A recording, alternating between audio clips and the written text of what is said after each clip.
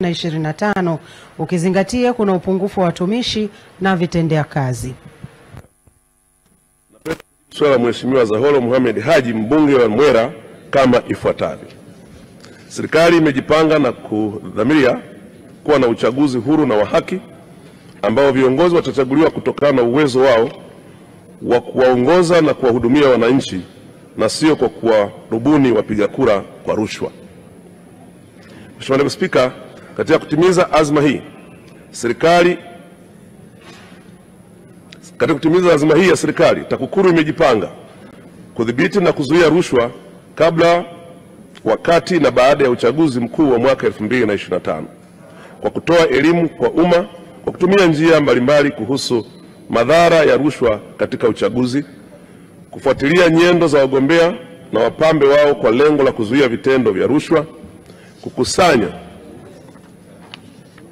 taarifa za kiintelijensia kuhusu vyanzo vya mapato ya wagombea, wapambe na vyama vya siasa ili kudhibiti matumizi ya fedha haramu, kuchunguza na kuwachukulia hatua za kisheria wagombea na wapambe watakaojihusisha na vitendo vya rushwa wakati wa uchaguzi wa mwaka 2025.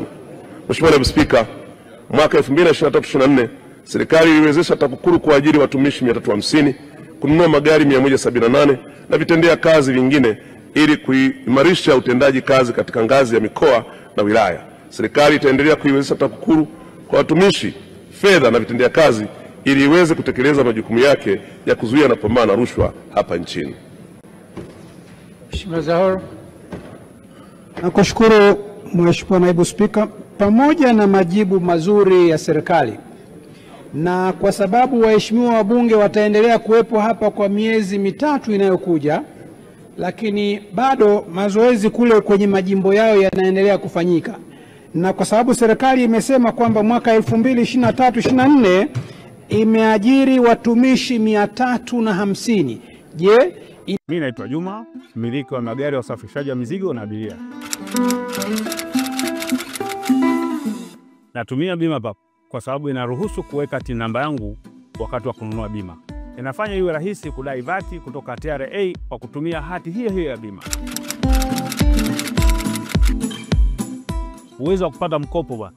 Hii inasaidia sana kugharimia mambo mengine ya uendeshaji hata kama bajeti inabana. Tumia bima PAP kwa kupiga *150*51 alama ya reli au kwa WhatsApp tuma neno bima PAP kwenda namba 0764166066 ujipatie bima.